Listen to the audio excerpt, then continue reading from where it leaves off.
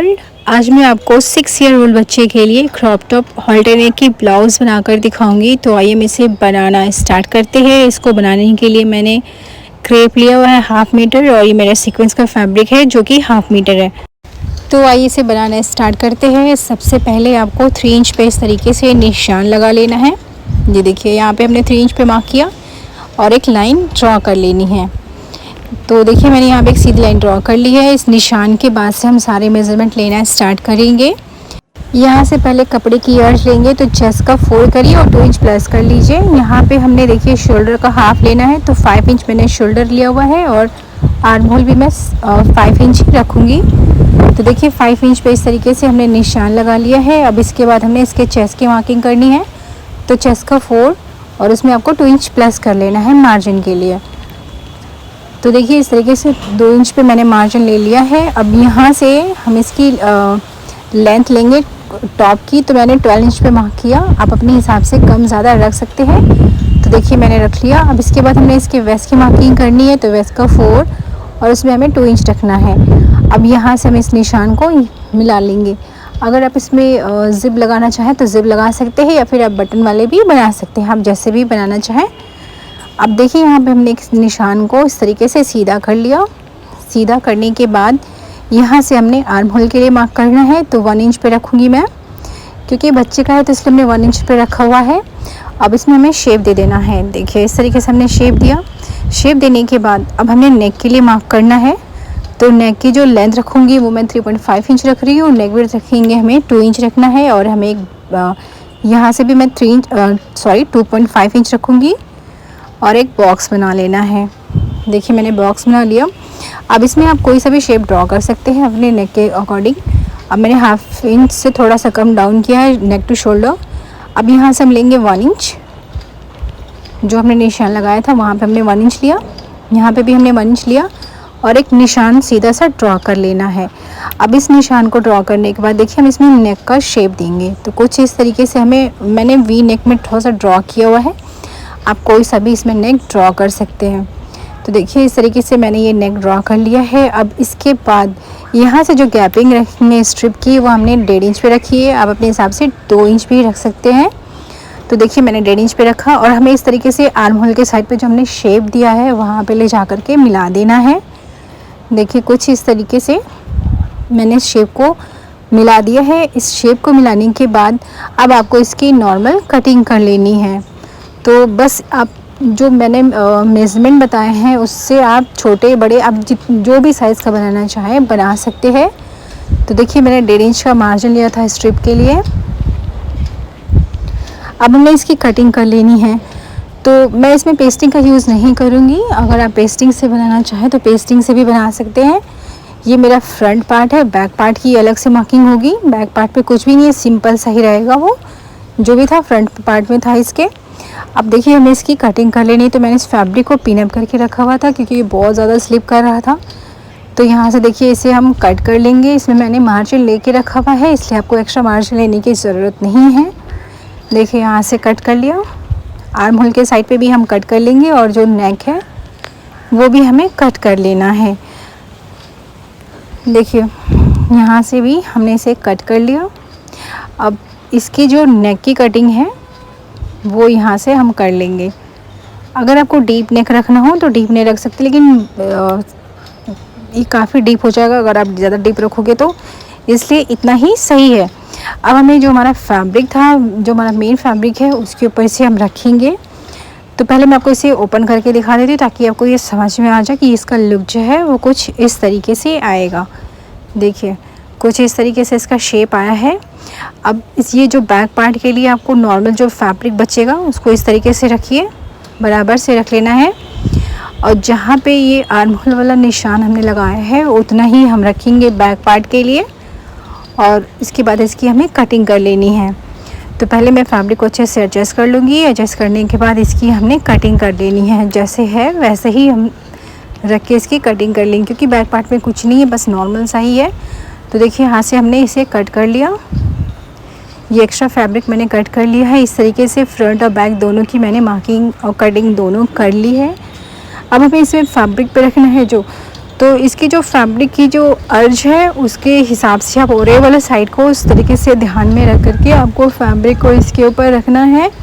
तो मतलब सीधे के ऊपर सीधा रखेंगे हम। ये देखिए इस तरीके से रखा मैंने। अब ये फैब्रिक इस तरीके से रखने के बाद आपको इसकी पहले आप इसे पिन अप कर लीजिए। अगर आप बिगनर है तो कच्चा करने के बाद इसकी आपको कटिंग कर लेनी है। तो देखिए मैंने इसे पिन अप कर लिया है। अब हमने इसकी कटिंग कर लेनी है। जैसे फैब्रिक है लाइनिंग वाला उसके ऊपर ही हमें इसे कट कर लेना है। नेक की कटिंग मैं बाद में करूँगी जो हमारे मेन फैब्रिक पे रहेगा। तो देखिए यहाँ से भी मैंने इसे कट कर लिया। कट करने के बाद सेम ऐसे ही जो बैक वाला पार्ट है उसकी भी हमने कटिंग कर लेनी है। और उसमें हमें सिलाई के लिए नॉर्मल इसमें पूरा हम स्टिच कर लेंगे और एक साइड पे हमें सिर्फ सिलाई नहीं करनी है, बाकी से हम पूरा सिलाई कर लेंगे। बैक पार्ट पे भी हम एक साइड पे सिलाई नहीं करेंगे, बाकी से हमें पूरा ही स्टिच कर लेना है।